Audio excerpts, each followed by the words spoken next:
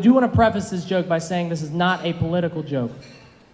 I have to say that, not a political joke, because if I don't say that and I start the joke in the back, I hear guns cocking or people on Twitter typing, and those seem to be the weapons of either side.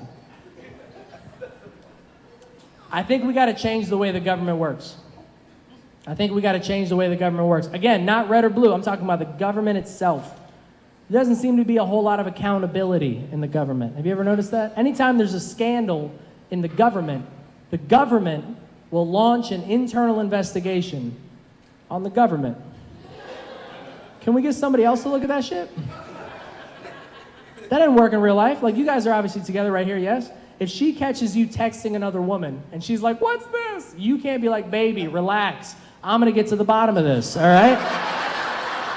I'm going to get to the bottom of this. I'll have a press conference in a couple of weeks. We didn't find anything, honey. I'm sorry. No, we didn't find anything." All right, you guys handled that well? Let's take it a step further. Let's go a step further.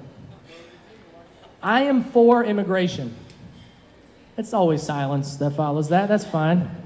No, hear me out. I'm for immigration. We are a melting pot society. We have a lot of different types of people in this country. And yeah, we have clashes because of it, but we're a stronger nation because of it. We learn from each other. That being said, we are overpopulated.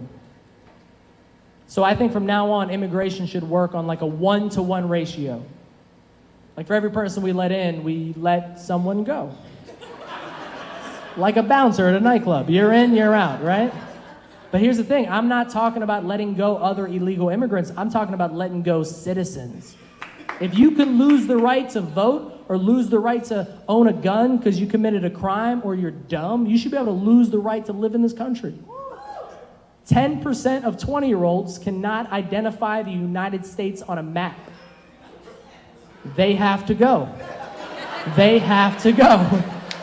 Yeah, thank you. And don't worry, they're not going to find their way back because that's how maps work. Because it's very easy to be an American, man. It's super easy to be. What'd you guys do today? I just walked around and ate stuff all day. It was awesome. It's very difficult to become an American. The naturalization process. Do we have any naturalized people in here? Anybody? No? Where are you from originally? Bolivia? Nice. Well, how long have you been a citizen? Cambodia. Okay. 40 years. Wow. Congratulations. That's awesome. Yeah. Thank you, guys. How long did that process take? Do you know? You were a child then. Yeah.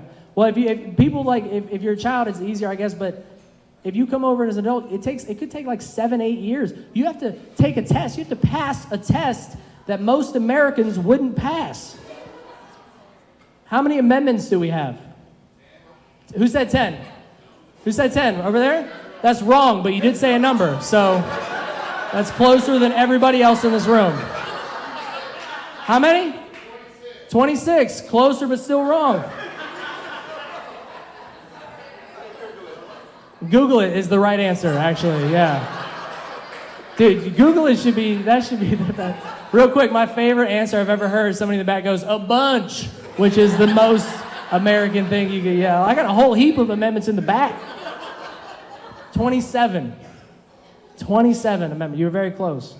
27 amendments. Maybe you knew it, but maybe you didn't.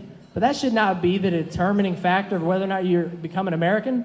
Regurgitating government knowledge. That is what Google is for. That is 100% what Google's for. Dude, I used to Google all the time, man. I do, even for, who was the 10th president? I don't know, and I wrote this joke.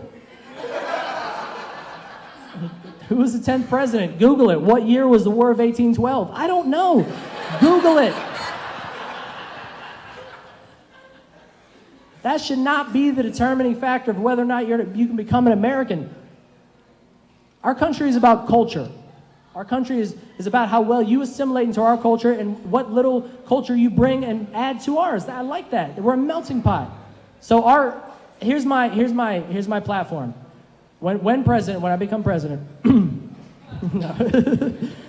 I think that it should be a cultural naturalization test to see how well you assimilate into our culture. Here's my version. I'm interviewing a prospective immigrant. Maybe he's from Eastern Europe. I have no idea.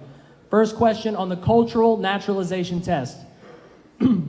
At Olive Garden, how many breadsticks are you given?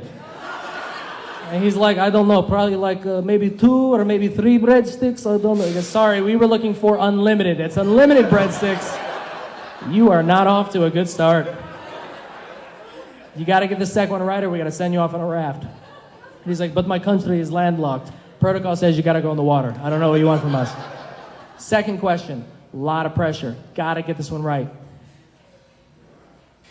Kim Kardashian makes $56 million a year. What is her profession? And he's like, ugh, I don't know. And he goes, that is correct. Nobody knows. Welcome to the United States. Thank you guys very much. My name is Dillon Vattelana. Enjoy the rest of your evening.